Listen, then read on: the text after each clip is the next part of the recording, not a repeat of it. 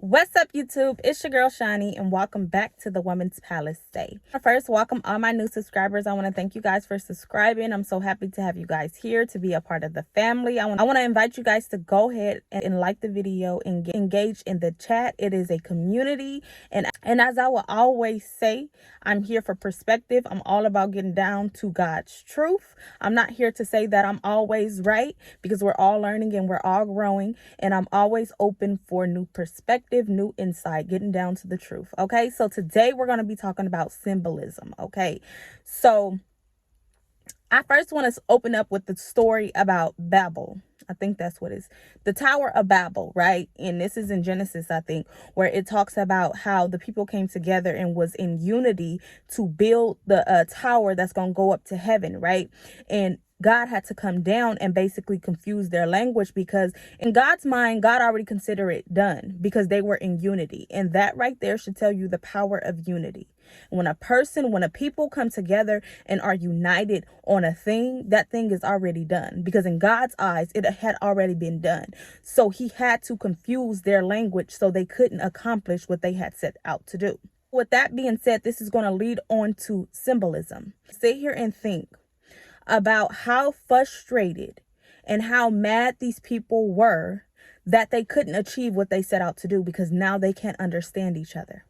That's caused frustration. If they already knew the power of unity, if they already knew what they had in mind was already done because of their unity, and yet now they can't understand each other, that created frustration. And I believe it was the kingdom of darkness, the spirit that was operating through these people. So with that being said, they came to a conclusion that they would never be at this point again. So that instead of using language, they're going to use symbols.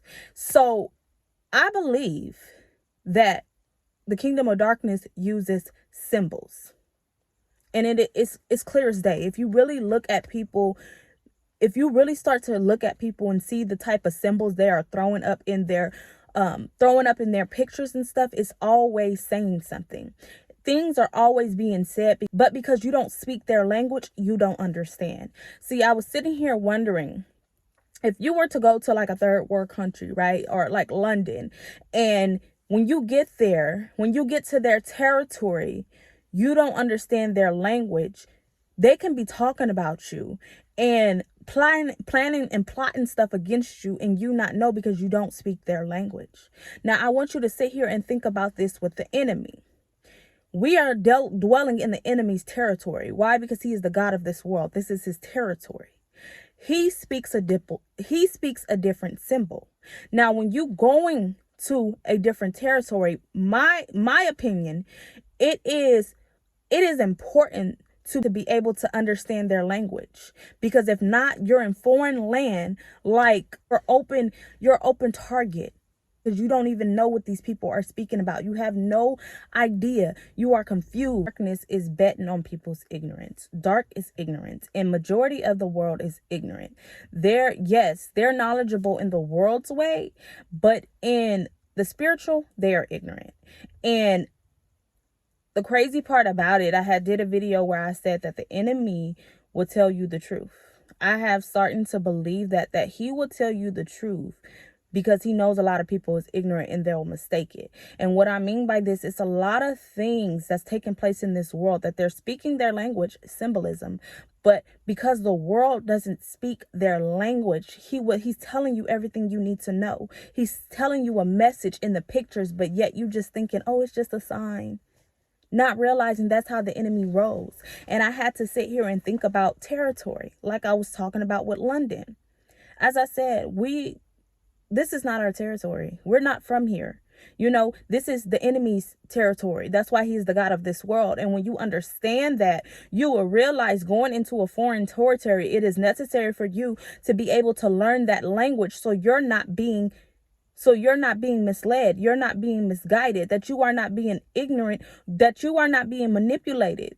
because you have to understand who is who and what is being spoken and what is taking place. And a lot of things are being told, but because we don't speak their language, we don't understand. It is necessary for you to understand the language of the territory that you are dwelling in, not because you want to speak it, but because you can walk into the room and understand what's taking place. You're not being blindsided. You're not walking into a room where a person is telling you what they're doing, how they're going to destroy you, and you just sitting there because you don't understand their language. You don't want to take the time to understand that we are in a battle. In order for you to be insightful of your opponent, you have to know his language. You can't just think. You have to think about how people come from over here. They have to learn a whole new language. It be your primary language, but that doesn't exclude you from learning their language. Like I said, you don't have to use it, but you can understand what's taking place. You can identify who is who, because that is key. And this is where I'm learning. This is why God says my people are destroyed, because of their lack of knowledge. We're too carnally minded in this world that we just think everything is what we see. You have to understand this spiritual battle is being played out in people. We are spiritual beings. Not every spirit is of a God. So when you understand that, and when you understand a person's primary language, you will get to know their language, so you're not being blindsided. So you are not walking into a thing ignorantly. And for us females, we know. That's one thing God brought to my remembrance. If you've ever been to the nail shop, then people can be talking about you like a dog, but they know you don't understand. So they'll smile in your face. Huh? You like? No, man. Y'all understand. And when you sit there and you really think about that, that is the kingdom of darkness. They made it a commitment. We're not going to speak language because we don't never want that to happen to us again. Instead of using words, we're going to use symbolism. Every symbol is going to have a meaning. People are painting pictures with symbols, and yet we just think that's just, oh, it's just a peace sign. It's just this. No, it's not. It's a message behind that thing. And if we don't understand that, we'll just take it and just be like, oh, that's just entertainment. That's one thing I'm realizing in the world. The world loves entertainment so much. They call everything entertainment, but everything has a meaning. One thing I'm learning about God, he is an intentional God, and everything has meaning. The color on a flower has a purpose, which means everything in this world has a purpose. The symbols, the signs, the body language, everything has a meaning. And if you are just so ignorant and carnally minded, you would just think, oh, that ain't nothing. Everything is a meaning. So you have to sit back and really understand. I have to understand the language of my opponent, because if we're in a war, and this is why a lot of people are losing a battle that is fixed. They have the victory, but yet they're losing because they don't understand that they have the victory. They don't understand that they're sitting in victory. They don't understand all they have to do is play their part. We always want to push things off on Jesus. When I walked into this walk with Jesus, that's one thing I did. I thought that Jesus did everything, but when Jesus sat on that cross and he said, it is finished, he did everything he needed to do. This is a partnership. That's why when God was with Moses, he said, pull out your staff. You have to do your part, because God will never do your part. God will always do his part, but he will never do yours. And your part is getting the knowledge, getting the keys. The keys are the knowledge. To understand, you got to study your opponent, because he knows you. He knows your language, but you don't know his. One thing I want to say, never underestimate your opponent. Never. I realize that people walk around and play stupid so they can see how stupid you think they are. But people are not stupid. They can be stupid in the world's way, but spiritually, they got the knowledge. And one thing I'm learning is all about spiritual. You don't even have to have the knowledge in this earthly realm for you to make it in life, because everything is spiritual. As long as it start off in the spiritual, it has no choice but to manifest into the physical. So the physical don't really matter, because the spiritual is the parent of this world. So if you're spiritually smart, you'll make it in life. If you're spiritually smart, you'll get ahead with no degree, with no high school diploma. Because quite frankly, that stuff don't really matter. That's a system that the enemy has set up to design people, to put them in a system and keep them in a system. Go to school and learn something you don't need to learn, so I can stop you from getting the real knowledge. I can stop you from really being smart. I'm going to give you some curriculums and make you think you smart, because this carnal stuff is passing away. This carnal stuff doesn't matter. It's the spiritual that matters. You need to be spiritually inclined. So symbolism, as I said, study these symbols. One thing I'm learning, this is your job. This is the work that God is talking about. We think labor work. God is talking about that spiritual work. It's not all about learning about the kingdom of darkness. No, it's about learning. It's about learning the kingdom of God, but also knowing your opponent. Because if you know your opponent, you can see his snares. You can see his traps from a mile away. You can see the messages he's painting to the world. You can see the messages he's telling to the world. You can see everything that is going to take place because he's telling you.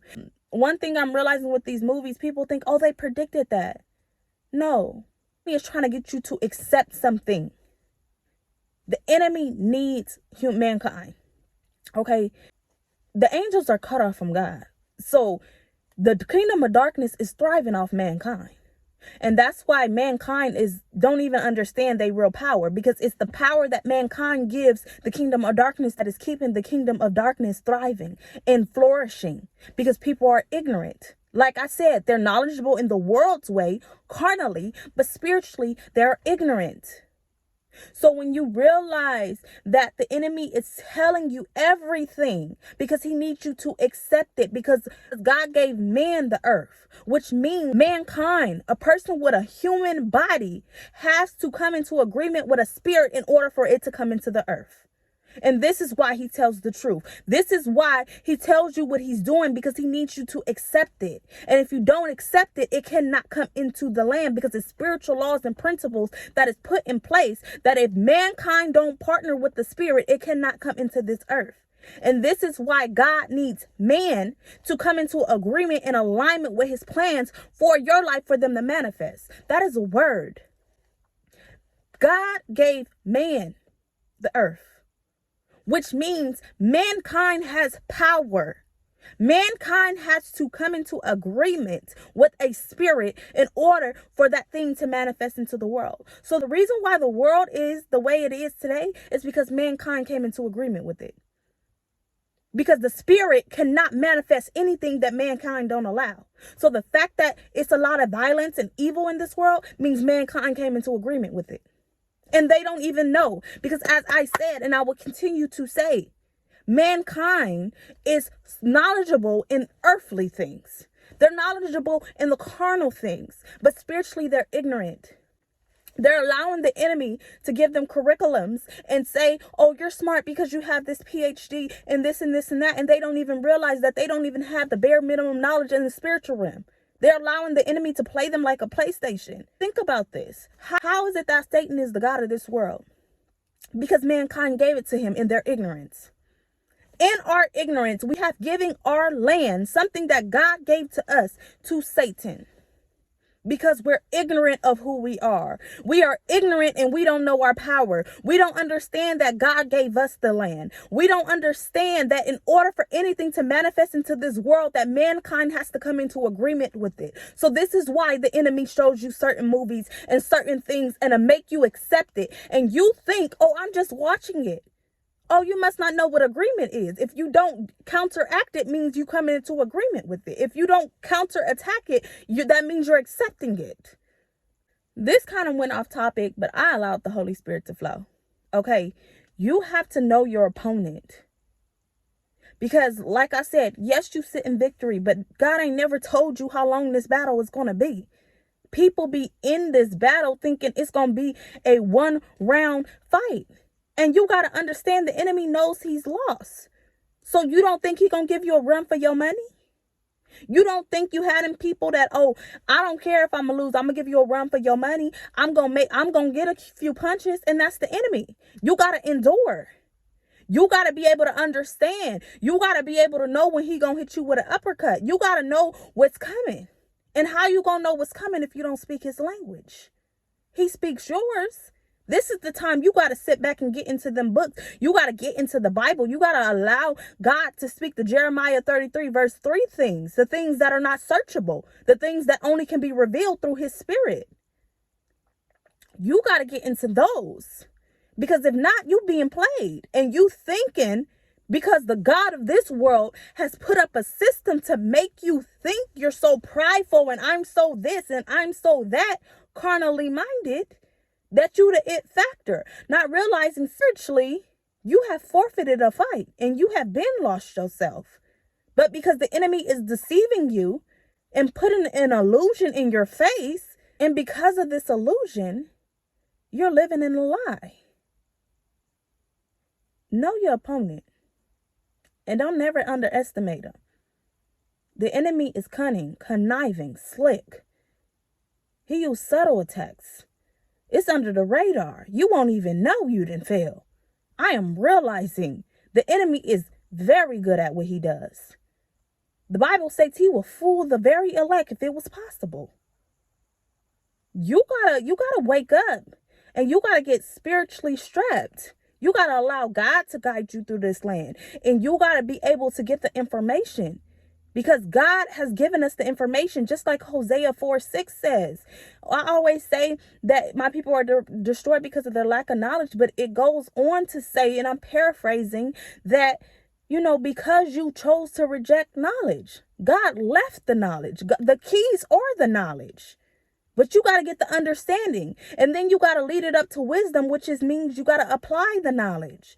You got to take time out your day. You got to get out of this rat race and stop always thinking, I got to get a job. I got to do this. I got to keep up with the latest fashion. That's a distraction. That is the matrix. He's trying to keep you in, to get you so caught up on the American dream. I got to have the house. I got to have the kids. I got to have the car, that you don't even realize that this stuff is passing away. It's not going to matter. It's not going to matter. When Jesus come, what can you say? Oh, I had to make sure I got the car. All that stuff is passing away. Why didn't you accept the free salvation that I gave you? Because you was too busy in the world? You were too busy on carnal things? That leads to death. You need to be spiritual. And you need to come to life and get the knowledge. Seek first the kingdom, and all that other stuff will be added unto you. God is Jehovah Jireh. He will provide everything that you need. But if you're not seeking him in his kingdom, learning his kingdom, understanding that the battle that you are currently in, learning your language and understanding your opponent's language, how are you going to make it in life? What does it profit a man to gain the whole world but to lose his soul? What does it profit you to live the American dream for a vapor? Because life is a vapor according to the Bible. According to eternity, this life is nothing. Don't allow the enemy to deceive you. It's time to wake up, because we are closer to the end than we ever have been. Ever. Like, ever. Ever. And I don't even want to speak about the dreams that I've been having, because I have not been released. But get right with God. I know we was talking about symbolism, but get right with God. Get right in right standing with God. Get to know Jesus. Get to know his son, because you got to go through Jesus to get to God. Know your Savior, because time is not ticking slow. It is fast, and any day, you got to ask yourself, if God was to come today, if Jesus was to come today, would I be ready? It's time to get priorities together. It's not about the American dream. That's the illusion the enemy paints. That is the illusion. He wants you to get so caught up on the American dream that you get distracted your whole life. I have heard a symbol that said that dreamers, or something to the point, like, people will dream. This life is a dream, and then you wake up and you realize that eternity is real life. Don't get to the point where you don't have no choice to choose, because it will be a day that you will knock and you will not find him. And I think that is the deepest regret that a person can have, that you will wake up to find out this stuff that these people is talking about is real, and now I don't have a choice to choose him. Now I gotta go to the master that I served in this world, which is mammon, which is the devil. Don't serve mammon, because you can't serve both. God is Jehovah Jireh. He will provide. But God got to get you right first. It's all a process, and you got to trust the process. Okay? So I'm going to end it here. Y'all go out and be a light in this dark world.